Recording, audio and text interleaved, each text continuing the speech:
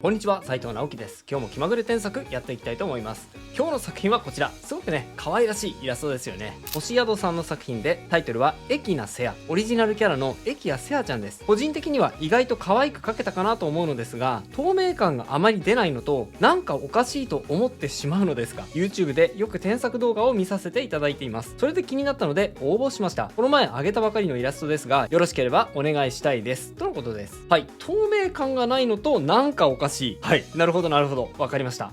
そうですね。基本的には可愛く描けていて、僕もねそこまでおかしい部分少ないように思いました。はい、素晴らしい出来だと思います。ただね、透明感とか、あとね、なんかおかしい部分を直したいっていうのって、ちょっとねそこからさらに一段ステップアップしたイラストの中級者ぐらいの知識が必要になってくる部分なんですね。なので星宿さんがここからねステップアップして、さらに可愛くていい絵が描けるようにポイントをお伝えしつつ添削をしていければと思います。この動画を見ていただければ、同じような部分で足踏みしてしまってなかなか次に進めない、どこを意識すればステップアップできるの、成長できるのというお悩みを解決して、さらなるね成長につなげていただけると思います。ぜひ最後までお付き合いください。それでは早速いってみましょう。はい、まず最初の前半部分は星宿さんが気にしているなんか変っていう部分を直していきます。はい、このなんか変っていうのはですね、この絵の場合ほとんどが形の崩れによって、これなんか変かもなっていう印象につながっていると思います。はい、まずですね、僕が絵を見た瞬間、ちょっとねここはおかしいなと思った部分があります。それはですね、襟元、そしてこの首周りですね。はい、初めに言っておきますが、この辺りってめちゃくちゃ描くの難しいんです。なんなら中級者上級者になってもこの部分をね描くのって結構難しいものなんですね。なので、もし初心者さんの中で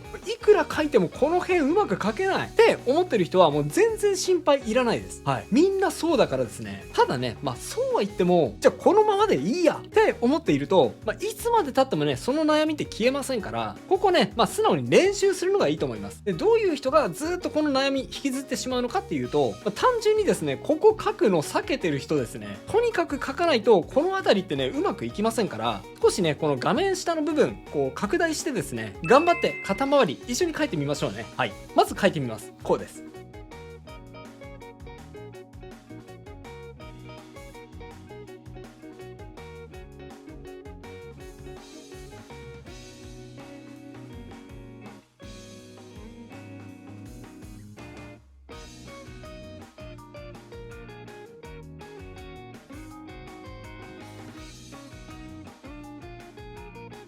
はい、画面を下にね広げて、肩周りをもう少し下まで描写してみました。で、ちょっとここですね、こうやって書いてくださいねっていうのはですね、ちょっと酷だと思うので、もう少し詳しく解説します。はい、まずですね、元のイラストの首周り、なんで不自然だったのかっていうと、3つポイントがあります。1個目はですね、この首の付け根ですね。この部分です。この部分、ここがですねちょっとこう上に向かって広がっていたので、それがですねアニメのデフォルメとしてはちょっとおかしいかなっていう部分ですね。これですね、リアルな人間を観察すると、実際ですねちょっとこう頭に向かって広がるようなニュアンスがあるので、それ自体はねおかしくないんですが、今の絵のデフォルメバランスでこのニュアンスを拾ってしまうと、ちょっとねこう首のところだけがリアルになってしまって、これねちょっとおかしいんですね。なので素直にですねこうまっすぐか、ちょっとこう内側向くぐらい、このぐらいに収めるとこのデフォルメバランスではちょうどいい感じになると思います。で、2つ目はこの肩幅ですね。この肩幅、これはですねちょっと狭すぎる感じがします。もちろんデフォルメバランスによってはこの肩幅でもいい場合があるんですが、作者さんが目指そうとしている絵柄の場合、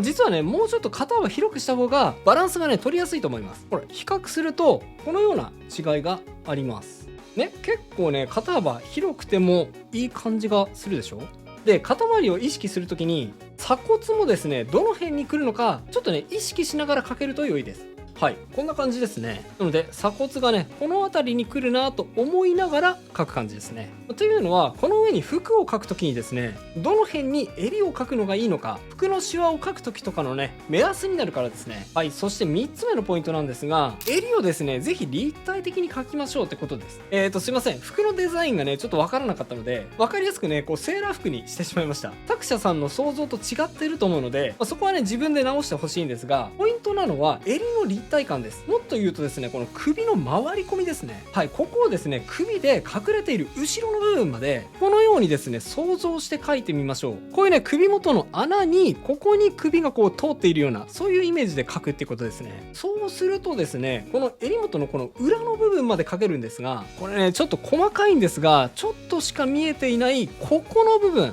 このね、裏地の部分が結構ね、絵にね、説得力を出すためにはすごく重要な部分なんですね。この襟の裏の部分を描くか描かないかで、かなりね、絵の立体感、説得力が違ってくるので、今言ったような意識を持って肩周りを描くことにチャレンジしてみてください。さて、次に行きましょう。その次にですね、僕がちょっと変だなと思ったのは、この顎のラインですね。はい。ここを一旦修正してみますね。その後で解説します。やってみます。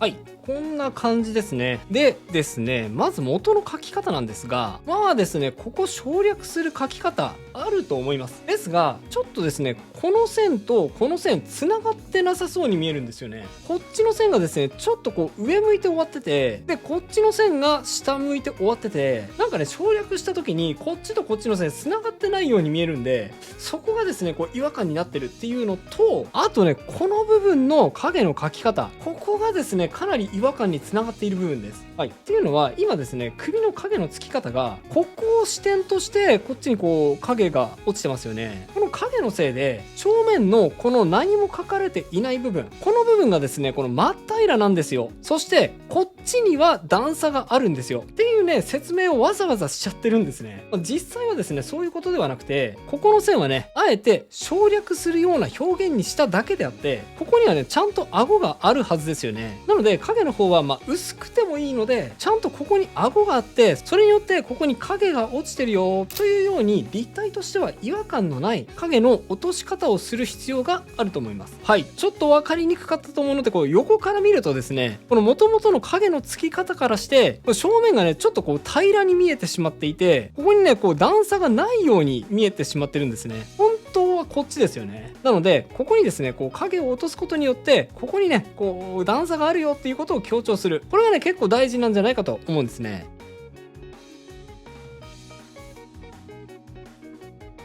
で、こんな風にね、ちゃんと影を描いた後で、この顎の先端の部分の線の部分をね、表現としてちょっとだけここを消してあげるっていうのは全然ありです。こんな風に。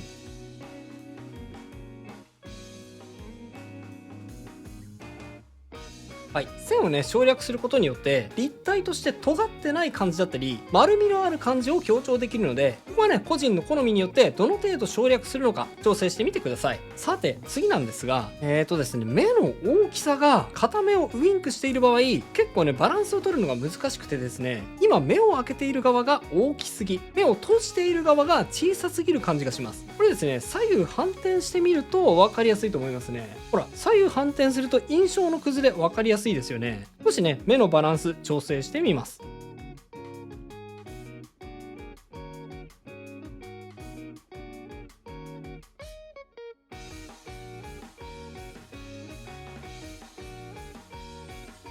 はい、こんな感じですね。微妙な差ですけどね、結構大事です。さあ、あとこれもですね、左右反転した時に気づくことなんですが、頭の形ですね。これもですね、作者さんの癖として、反転した時で言うと、この左側がですね、ちょっとこう平らになりがち。そして右側がこう、むくーっとね、こう膨らみがちな感じがしています。この形の崩れも違和感につながってしまいますので、少しね、変形をかけて印象を立て直してみましょう。やってみます。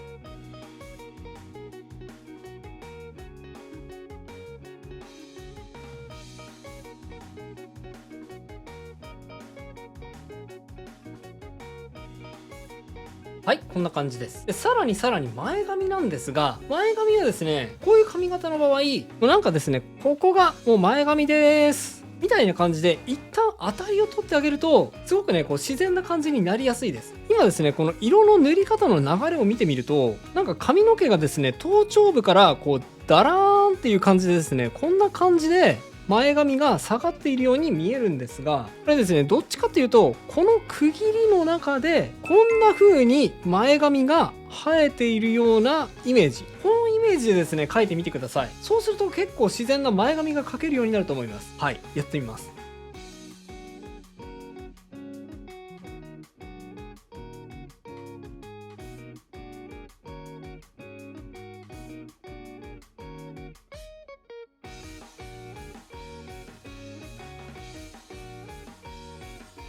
はい、こんな感じ。ちょっとね、透明感の説明の時に便利なのもあって、少しだけね、前髪のボリューム付け足しました。前髪がもう少し薄い方がいいっていう場合には、元のボリュームに戻しても大丈夫です。でもね、一点ここでポイントを説明すると、あえてですね、この部分の線、ここね、省略すると、かなりね、透明感がアップする感じ、わかりませんか？透明感アップしたでしょ？これだけで。そしてですね、これももしかしたら表現の一個なのかもしれませんが、単純にね、片方眉毛がないと、これもね、違和感があると思います。書き足します。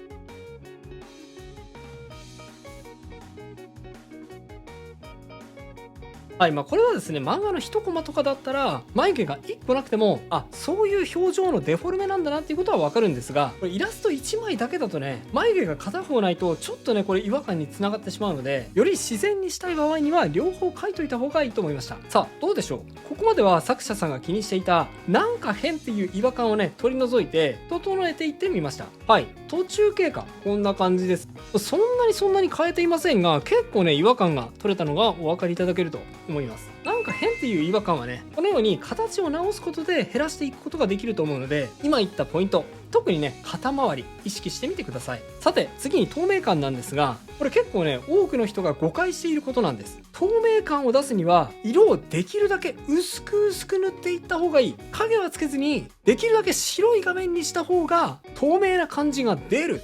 これね、実は全然違います。むしろですね、ある程度影をつけないと透明感ってですね、表現しづらいんですね。なぜかというと、影をつけないとツヤツヤしたハイライトの感じとか、あとは布の薄さとか、あとは髪の毛のボリューム感ってなかなか表現できないんですが、そういったものが実は透明感っていう印象につながっているので、まずは一旦ですね、影をしっかりつけてあげた方が透明感を表現しやすいんですね。はい、嘘だと思いますか？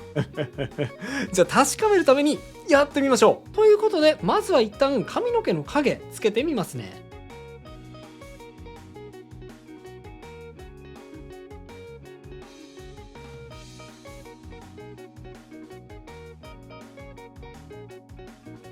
はい、一旦ですね、髪の毛の影つけてみました。これだけだと透明感がどうなのか、まだ分かりませんね。ここから透明感をつけていくポイントを紹介していきます。透明感を強調するために必要なこととして、まずね、線があります。添削前はですね、髪の毛の線の太さは濃い線だけでしたよね。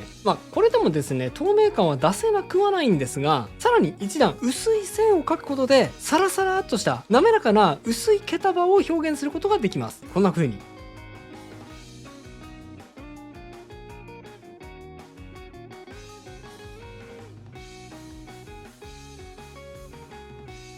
はい、わかりますでしょうか？これですね、この薄い線、これをつけることによって、なんかね、太い毛束じゃなくて、こういう薄い毛束がここにもあるよ、ということを表現することができます。さらに、髪の毛全体にね、ハイライトを入れることで、ツヤツヤした質感を追加して、髪の毛の透明感をアップすることにもチャレンジしてみましょう。やってみます。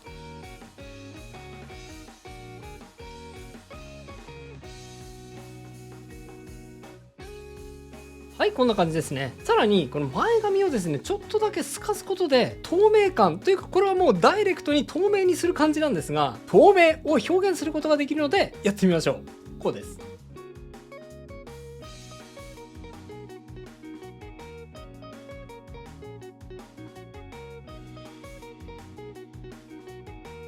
はい、前髪がかぶっているこのまつげの部分を薄く透かして前髪のね薄さを表現するやり方ですね。はい、そしてさらにこれは意外かもしれませんが、前髪がですね肌に触れている部分にもちゃんとね影を落としてあげた方が透明感はアップすると思います。はい、やってみましょう。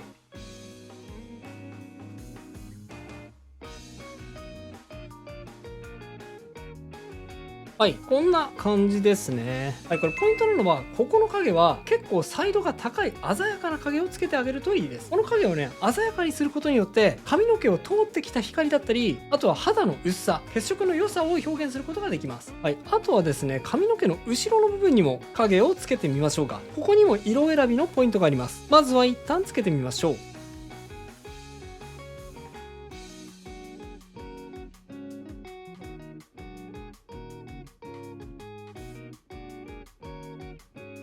はい、こんな感じ。はい、ここ色選びのコツなんですが、今僕はですね、定山で上から色をのせて、この影色を作りました。重ねる色はですね、同じピンク色ではなくて、間ですね、青色とか紫っぽい色を重ねてみてください。そうすることで、あんまりですね、濃い色じゃないのに影色に見えます。濃いピンク色を塗っていくとですね、透明感がちょっとこうなくなってしまっていくことがあるので、透明感を重視しながら影色を塗る場合には、青に寄せた影を塗ることで、絵自体はそこまで濃くせずに影色を表現することができると思います。さあ、そろそろ仕上げの部分に入ってきました。サイドヘアもね、今の時点ではちょっとね、線が目立ちます。線がね、こう目立ちますよね、この辺。これがね、ちょっと透明感の邪魔してますね。前髪と同じで、全ての起伏を濃い線で描いてしまうと、薄くてね、こうサラサラした質感は表現しにくいんです。ここも薄い線をうまく使って、形を整理してみましょう。やってみます。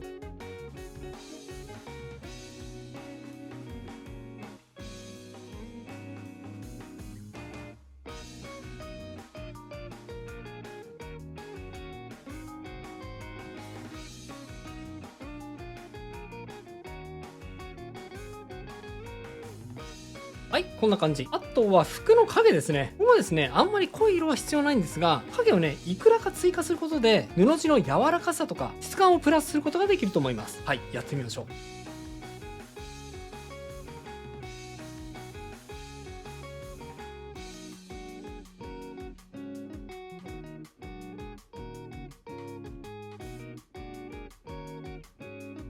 はい、こんな感じです。あとね、透明感で結構大事なのは、やっぱりね、目ですね。ここにもですね、もう少しだけ影を追加して、ツヤなどを強調できるような下準備をしましょう。もう少しだけ影つけてみますね。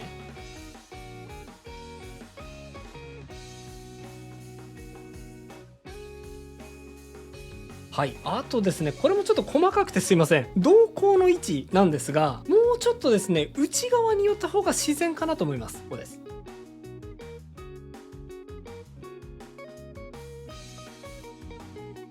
はい、瞳孔がですねこう端っこに寄ってしまっていると遠くを見ているようなね焦点の合わないような印象になってしまいます。もしね近くを見ているような表情の場合には瞳孔は少し内側に寄せてあげると可愛い表情になりやすいと思います。で目の透明感なんですが、はい、こういうねハイライトですよね。こういうハイライトはですね結構パキッとシャープに描いた方が透明感の表現には向いていると思いますね。添削前はですね比較的こうぼやーっと輪郭をぼかすようにハイライトが入っているんですが、ぼかしがね結構入っていると質感としてはですねちょっとこうモサモサした毛とか、あとはこうぬいぐるみのようななんかそういうこうもたっとした質感に見えてしまうので、温かさとか柔らかさは表現できるんですが透明感とはちょっと相性が悪いように思いました。はい、なので目のハイライトはところどころシャープにねエッジが立ったようなブラシを使って描いてあげると透明感をさらに強調することができると思います。はい、やってみましょう。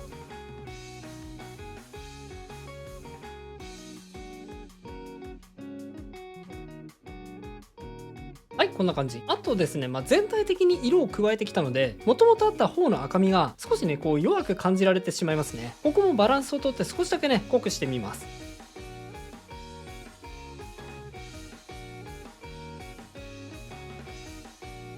はい、こんな風に鼻の頭にもね、ついでに光を付け足しました。鼻はね、あえて線は描かなくても、ちょっとだけ光を上に追加することで、この鼻の凹凸をね、表現することができると思います。あとね、最後、ちょっとこれは仕上げなんですが、こういうのもありです。